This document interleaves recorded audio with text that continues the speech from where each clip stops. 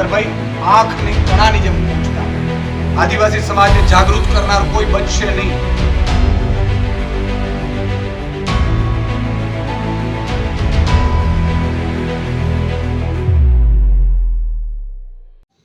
તમે હાઈકોર્ટમાં જશો તો આ અંગે તમે કઈ કાર્યવાહી શરૂ કરી છે, શું કરી છે? અમને પૂરો વિશ્વાસ છે કે ઉપલી અદાલતમાંથી અમને સ્ટે મળશે. ચેતરભાઈ ધારાસભ્ય ચાલુ રહેશે.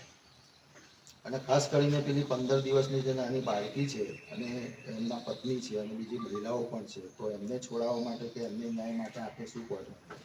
બિલકુલ, અમે તમામ જે લોકો છે, ન માત્ર ચેતરભાઈના સાથે જેટલા મેમ્બર સજા થઈ છે બધાના કેસ આમ આદમી પાર્ટી લડવાની છે.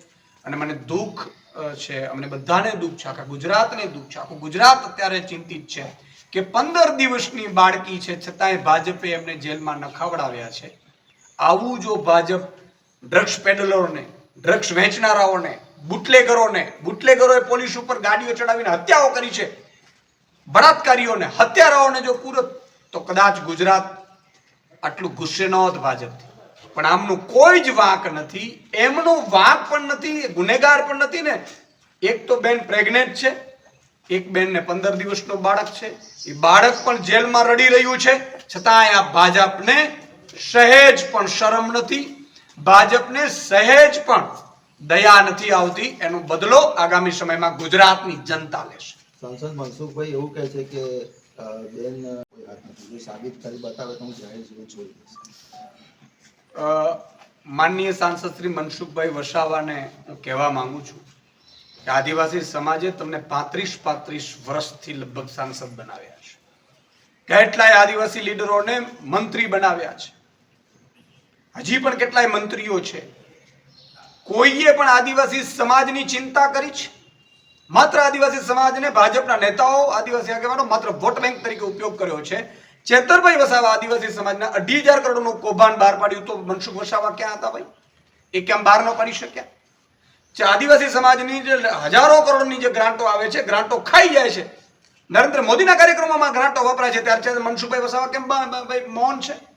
મનસુખભાઈ વસાવાને કહેવા માંગુ છું, જો તમે આદિવાસી સમાજના ચેતરભાઈ વસાવાના સમર્થનમાં તમે આપો રાજીનામું ભાઈ. આદિવાસી સમાજ તમને આવકારશે, સ્વીકારશે, 1 લાખ આદિવાસીઓ તમારું સન્માન કરશે ભાઈ. પણ તમે નહીં કરો, કારણ કે તમે ભાજપની કઠપૂતળી છો. અને આ અધિકારીઓ છે, સરકાર કોના છે?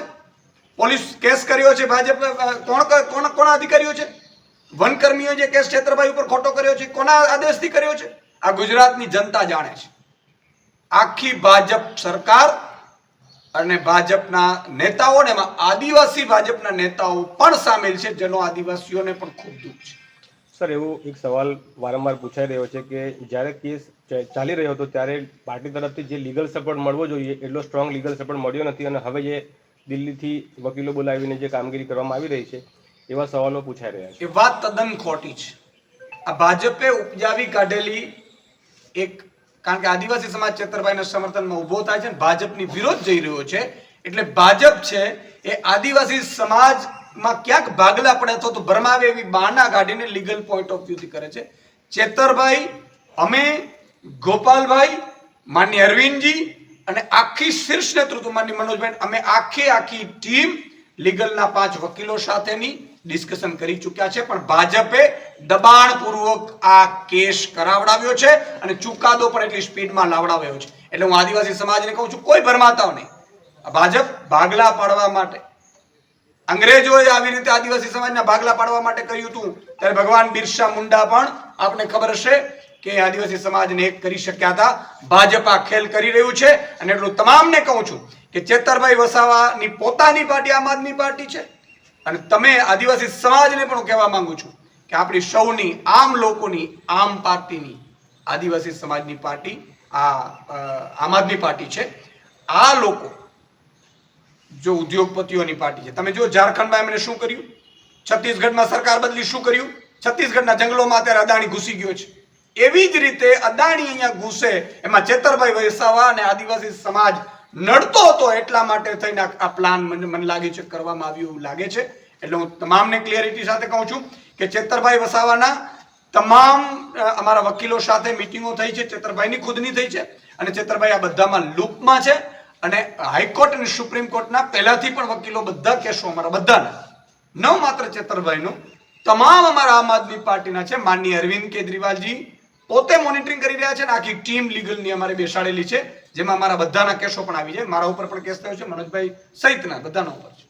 સર, આવતીકાલનો જે કાર્યક્રમ છે એ કાર્યક્રમ દ્વારા કહેવા માંગુ છું કે આ કાર્યક્રમ એક આદિવાસી સંગઠનો દ્વારા આદિવાસી સમાજને એક કરવા માટેનો આ કાર્યક્રમ છે. આ કાર્યક્રમમાં ભાજપે જે તાનાશાહી કરી છે અને એક આદિવાસી સમાજના રતનને ખોટી રીતે જેલમાં પૂર્યો છે. જો આપણે ઘરમાં પુરાઈ રહેશું તો કાલે આપણા જળ જંગલ જમીનના મુદ્દા ઉઠાવનાર કોઈ નહીં હોય, આદિવાસી સમાજને જાગૃત કરનાર કોઈ બચશે નહીં.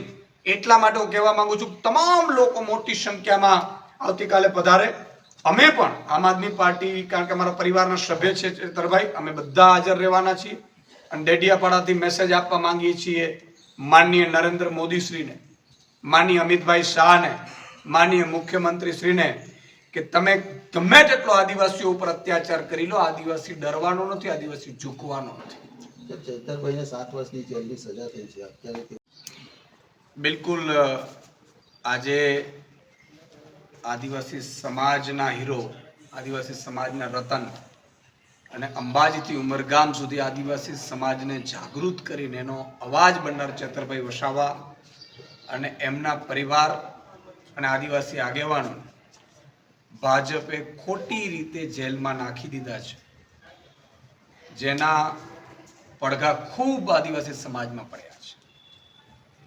તમે જુઓ, ભાજપ છે એવું કહેતું હતું કે ભાઈ સૌનો સાથ સૌનો વિકાસ, પરંતુ હવે ભાજપને ખબર પડી ગઈ કે વિકાસના નામે એ લોકોએ કશું કર્યું નથી, ખાસ કરીને આદિવાસી વિસ્તારમાં. અને ચેતરભાઈ વસાવાએ જ્યારે મનરેગા કૌભાંડ હોય, 2,500 કરોડનું જળના જંગલનું હોય, જળ જંગલ જમીનના મુદ્દા હોય, ઘર સે ઘર ને નળની યોજના હોય, આ બધામાં કૌભાંડો બહાર આવ્યા, ચેતરભાઈ બહાર લાવ્યા, આદિવાસી સમાજને જાગૃત કર્યું, ત્યારે ભાજપ નિમ્ન કક્ષાની હલકી રાજનીતિ ઉપર ઉતરી આવ્યું છે.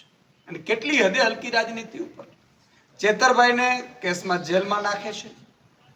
એક 15 દિવસના બાળકને માતા સાથે જેલમાં રાખવું, આવું અંગ્રેજોની પણ તાકાત નથી, આ ભાજપના રાજમાં થઈ.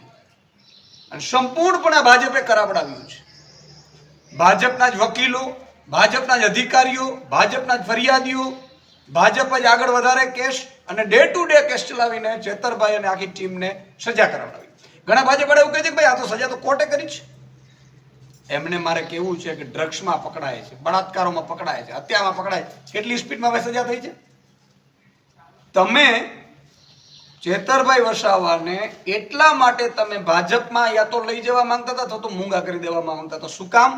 કે તમારે અહીંયા જળમાં જે જમીનો છે જંગલની, એમાં મોટી મોટી કંપનીઓ લાવવાનું ભાજપનું ષડયંત્ર છે. અને એમાં જો ચેતરભાઈ વસાવા જેવા વ્યક્તિ સામે હોય, આદિવાસીઓને જાગૃત કરે, તો આ કામ થઈ ન શકે. મોટા મોટા કંપનીઓ વાળા રાહ જોઈને આ જંગલોની નજર ઉપર બેઠા છે અને ચેતરભાઈ આંખની કણાની જેમ ખૂંચતા હતા. અને એ મામલામાં આખા આદિવાસી સમાજમાં રોષ છે. કેટલાય આદિવાસી સમાજના આગેવાનો અત્યારે અમારી સાથે સંપર્કમાં છે. અને એટલે જ આવતીકાલે ડેડિયાપાડામાં એક આદિવાસી સમાજનું મોટું સંગઠન, બધા સંગઠનો સાથે એક મોટું સંમેલન મળી રહ્યું છે, જેમાં ગુજરાત, મધ્યપ્રદેશ, રાજસ્થાન, મહારાષ્ટ્ર, આમાંથી પણ આગેવાનો આવવાના છે. અને અમારા પણ આમ આદમી પાર્ટી, કારણ કે ચેતરભાઈ અમારા પરિવારના સભ્ય છે આમ આદમી પાર્ટીના. ચેતરભાઈ વસાવા ધારાસભ્ય છે, ભાજપ એને ધારાસભ્ય પદેથી હટાવવા માંગી રહ્યું છે, પણ ભાજપ ભૂલ કરી રહ્યું છે. ચેતરભાઈ વસાવા ધારાસભ્ય છે અને રહેશે. અમે ઉપલી કોર્ટમાં પણ આજે હાઈકોર્ટમાં ગયા છીએ અને મને પૂરો વિશ્વાસ છે ન્યાયતંત્ર ઉપર એનું પરિણામ આવશે. અને આવતીકાલનો જે કાર્યક્રમ છે એમાં મને લાગે છે 1 લાખથી વધુ આદિવાસી યુવાનો, બહેનો, માતાઓ, દીકરીઓ ચેતરભાઈના સમર્થનમાં ભેગા થવાના છે ડેડિયાપાડામાં. આમ આદમી પાર્ટીના પણ અમારા તમામ પ્રદેશ શીર્ષ નેતૃત્વ, માનનીય મનોજભાઈ, માનનીય ગોપાલભાઈ સહિતની આખી ટીમો હશે, નિરંજનભાઈ, અમારી એની ટીમો બધી હશે. અને અમે આશા રાખીએ છીએ, બધાને આહ્વાન કરીએ છીએ કે આ ચેતરભાઈ વસાવા એકલા જેલમાં નથી ગયા. જો ચેતરભાઈને જેલમાં નાખવામાં ભાજપ સફળ રહ્યું અને પાછળથી જો આપણે એક ન થઈ શક્યા તો આ લોકો વારંવાર જે આદિવાસી સમાજનું યુવાન માતા બેન દીકરીઓ અવાજ ઉઠાવશે ભાજપની સામે, એને ફરીથી ખોટા કેસમાં જેલમાં નખાવી અને આદિવાસી સમાજનો અવાજ કાયમી માટે બંધ કરી દેશે. અને એટલા માટે હું સૌને અપીલ કરું છું કે આવતીકાલે ડેડિયાપાડામાં જે સમાજનું સંમેલન છે એમાં આપ સૌ બધા પધારો. બધા આગેવાનો પણ આવવાના છે, વિવિધ પાર્ટી રાજકીય પાર્ટીઓના આગેવાનો પણ આવવાના છે. હું એમને પણ આવકારું છું, કારણ કે આ સમાજ એવો છે, ભાજપ ભૂલ ખાઈ ગયું છે. અંગ્રેજોની સામે જો નથી ઝૂક્યું એ આદિવાસી સમાજને જો ભાજપ કઠપૂતળી બનાવવા માંગતું હોય, ભાજપ દબાવવા માંગતું હોય, ભાજપ ડરાવવા માંગતું હોય તો આ આદિવાસી સમાજ ક્યારેય ડરશે નહીં, ઝૂકશે નહીં. અને તમામ હું ભાજપના આદિવાસીના ધારાસભ્યો સાંસદોને કહેવા માંગુ છું કે તમારા પાસે પણ છેલ્લો મોકો છે. ચેતરભાઈ વસાવા જેવા આદિવાસી રતનને ભાજપે કચડી નાખવાની કોશિશ કરી છે, એના સમર્થનમાં તમે પણ ભાજપ છોડીને, ધારાસભ્ય સાંસદ પદ છોડીને ચેતરભાઈના સમર્થનમાં આવતીકાલની રેલીમાં જોડાઓ અને ચેતરભાઈના સમર્થનમાં તમે ભાજપને છોડો એવું હું આહ્વાન પણ કરું છું. સાહેબ, સાંસદ મનસુખભાઈ વસાવાએ હમણાં જાહેરમાં એવું કીધું છે કે ચૈતરભાઈ વસાવાની જેલ થઈ છે એની પાછળ મારો કોઈ હાથ.